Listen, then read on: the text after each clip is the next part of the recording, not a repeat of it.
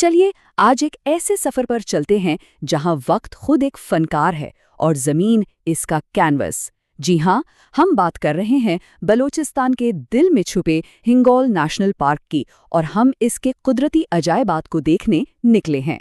ये सवाल शायद थोड़ा अजीब लगे, है ना?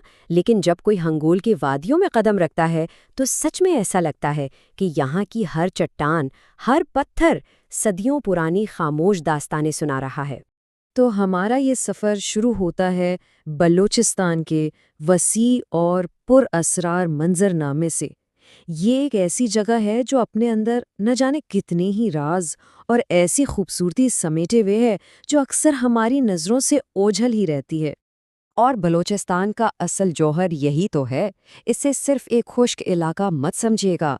ये तो कुदरत की एक बहुत बड़ी आर्ट गैलरी है, जहाँ लाखों सालों से हवा और पानी ने मिलकर ऐसे शाहकार बनाए हैं जो इंसान की सोच से भी आगे हैं।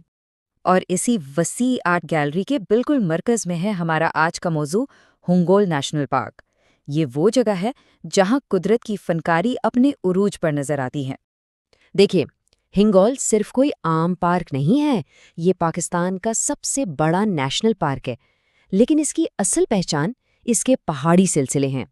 और ये कोई आम पहाड़ नहीं है, बल्कि कुछ बिल्कुल मुख्तलिफ, बहुत ही अजीब और मुनफरिद हैं। ये बात जो लोग कहते हैं ना, वो यहाँ आने वालों के तजर्बे को बिल्कुल सही बयान करती है। जरा सोचिए, कैसा लगेगा एक ऐसी जगह खड़ा होना जहाँ महसूस हो कि आप अपनी दुनिया में नहीं बल्कि किसी और ही सियारे पर आ गए हैं। अब इन तमाम अजायबात में से एक शाहकार ऐसा है जो सबसे ज्यादा मशहूर और पुरअसरार है। एक ऐसी शख्सियत जो पत्थर में हमेशा के लिए जैसे कैद होकर रह गई हो। जरा तस्वुर करें कि आप मकरान कोस्टल हाईवे पर सफ़र कर रहे हैं और अचानक आपकी नज़र एक ऐसी चट्टान पर पड़ती है जो बिल्कुल एक मुजस्मे की तरह खड़ी है। लेकिन इसे किसी इंसान ने नहीं बनाया, ये तो वक्त और हवा का तराशा हुआ एक शाहकार है।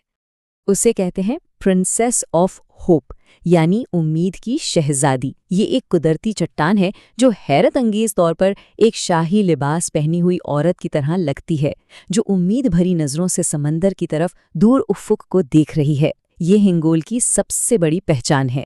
लेकिन कहानी यहाँ खत्म नहीं होती। प्रिंसेस ऑफ होप तो समझें कि बस एक झलक है। पूरा हिंगोल पार्क कुदरत के बनाए हुए ऐसे ही कई दूसरे मुजस्समों से भरा पड़ा है। यहाँ आपको हवा से तराशे हुए अनगिनत मुजस्समे मिलेंगे।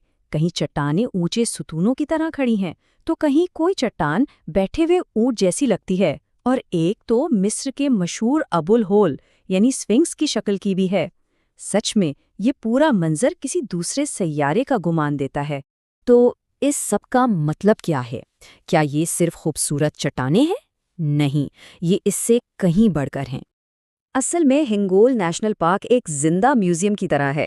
ये पाकिस्तान की कुदरती तारीख और कुदरत की फनकारी का एक अनमोल बाब है, जो हमें ये बताता है कि वक्त और कुदरती ताकतें मिलकर कैसी नाकाबिले यकीन खूबसूरती बना सकती हैं। और आखिर में मैं आपको इस एक सवाल के साथ छोड़े जा रहा हूँ।